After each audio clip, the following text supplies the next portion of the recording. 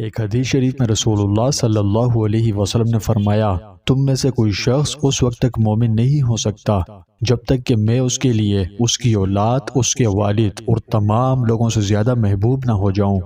پس آپ صلی اللہ علیہ وسلم پر درود و سلام بھیجنا بھی آپ سے محبت کے اظہار کا ایک ذریعہ ہے۔ لیکن جب کوئی شخص حضور صلی اللہ علیہ وسلم کا اسم مبارک سنتا ہے اور آپ پر درود نہیں بھیجتا تو کیا ہوتا ہے؟ یہ ویڈیو اسی بارے میں ہے۔ آج ہم جانیں گے کہ جب کسی شخص کے سامنے حضور صلی اللہ علیہ وسلم کا ذکر مبارک ہو یا آپ کا نام مبارک لیا جائے اور کوئی آپ پر درود نہ پڑھے تو نتیجہ کیا ہوگا۔ دیکھیے، حضور اکرم صلی اللہ علیہ وسلم دنیا و آخرت کی سب سے محترم و باعزت ہستی ہے، اور آپ کے بعد قیامت تک آنے والے انسان آپ ہی کی امت ہیں۔ آپ کو جو عزت و شرف اور فضیلت حاصل ہے وہ تمام انبیاء کرام میں سے کسی کو بھی حاصل نہیں، اور آپ صلی اللہ علیہ وسلم کو امام الانبیاء بنایا گیا۔ اس لیے حضور صلی اللہ علیہ وسلم پر اللہ کی طرف سے بھی درود شریف بھیجنے کا حکم ہے۔ اللہ تعالیٰ کے ارشاد ہے، ان اللہ و ملائکتہ یصلون علی النبی یا ایھا الذین آمنوا صلوا علیہ وسلموا تسلیما۔ بے شک اللہ اور اس کے فرشتے نبی پر درود بھیجتے ہیں۔ اے ایمان والوں، تم بھی ان پر درود بھیجو اور خوب سلام بھیجا کرو۔ علماء کرام کا متفقہ فیصلہ ہے کہ جب نبی کریم صلی اللہ علیہ وسلم کا نام مبارک کسی کے سامنے لیا جائے تو کم از کم ایک مرتبہ درود پڑھنا اس شخص پر واجب ہے۔ پس آپ صلی اللہ علیہ وسلم کے نام مبارک کو سن کر صلاۃ و سلام پڑھنا ہمارے لیے ضروری ہے، شریعت کی روح سے بھی اور اخلاقی طور پر بھی۔ نیز درود نہ پڑھنے والوں کے لیے مختلف روایات میں وعید ارشاد فرمائی گئی ہے۔ حضرت کعب بن عجرہ رضی اللہ تعالیٰ عنہ فرماتے ہیں، ایک مرتبہ آپ صلی اللہ علیہ وسلم نے ارشاد فرمایا کہ ممبر کے قریب جمع ہو جاؤ۔ ہم لوگ حاضر ہو گئے۔ جب آپ علیہ السلام نے ممبر کے پہلے درجے پر قدم رکھا تو فرمایا آمین۔ جب دوسرے درجے پر قدم رکھا تو فرمایا آمین۔ جب تیسرے درجے پر قدم رکھا تو بھی فرمایا آمین۔ جب آپ خطبے سے فارغ ہو کر نیچے اترے تو ہم نے عرض کیا کہ ہم نے آج آپ سے ایسی بات سنی جو پہلے کبھی نہیں سنی۔ آپ صلی اللہ علیہ وسلم نے ارشاد فرمایا کہ جبرائیل میرے پاس آئے تھے۔ جب میں نے پہلے درجے پر قدم رکھا تو انہوں نے کہا، ہلاک ہو جائے وہ شخص جس نے رمضان کا مہینہ پایا پھر بھی اس کی مغفرت نہ ہوئی۔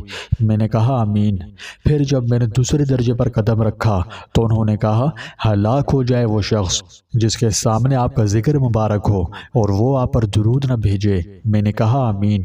پھر جب میں نے تیسرے درجے پر قدم رکھا تو انہوں نے کہا، ہلاک ہو جائے وہ شخص جس کے سامنے اس کے والدین یا ان میں سے کوئی ایک بڑھاپے کو پہنچیں اور وہ اس کو جنت میں داخل نہ کرائیں۔ میں نے کہا آمین۔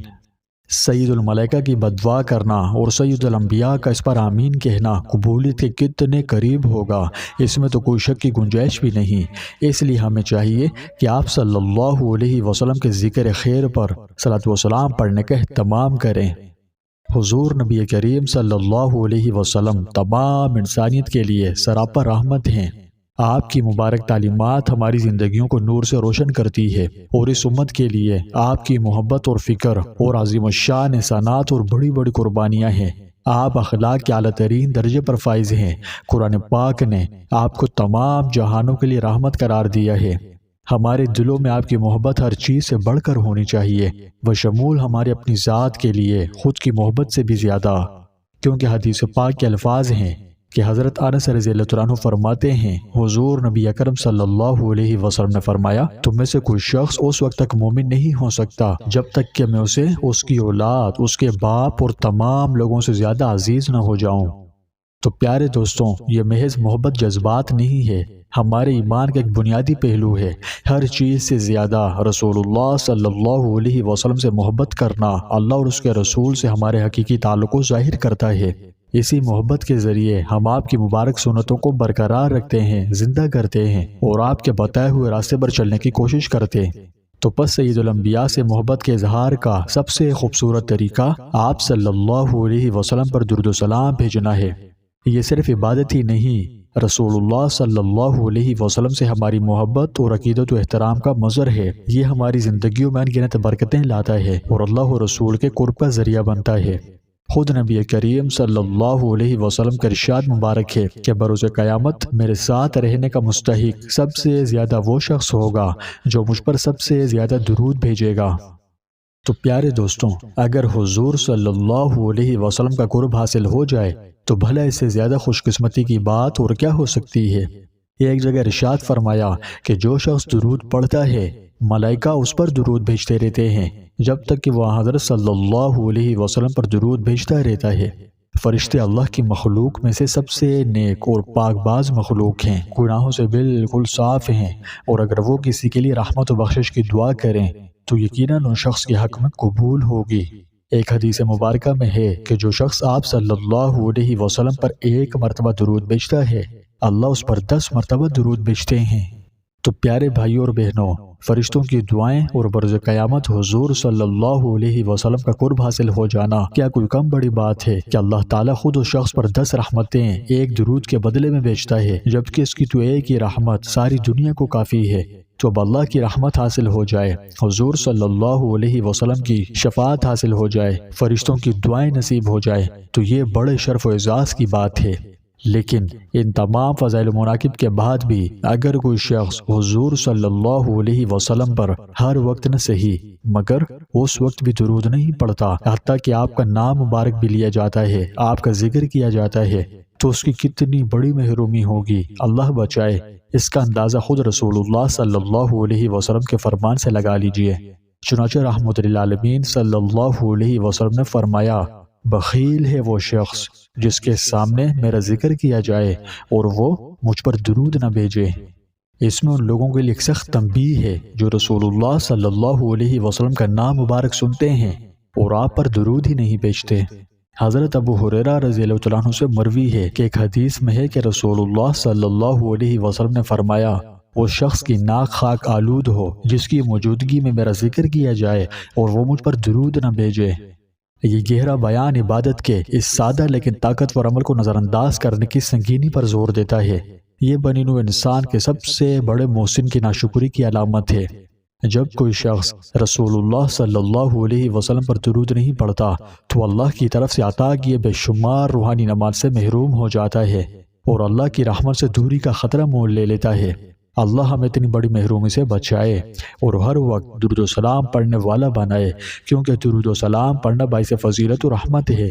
جو شخص دن میں کم از کم 313 مرتبہ حضور صلی اللہ علیہ وسلم پر درود بھیجے وہ شخص کثرت سے درود پڑھنے والوں میں شمار ہوتا ہے، اور جس خوش نصیب کو درود و سلام کی کثرت نصیب ہو تو اس کے لیے بہت زیادہ اجر و ثواب کا ذریعہ بن جاتا ہے۔ اللہ اس پر اپنی رحمتوں اور برکتوں کے دروازے کھول دیتے ہیں۔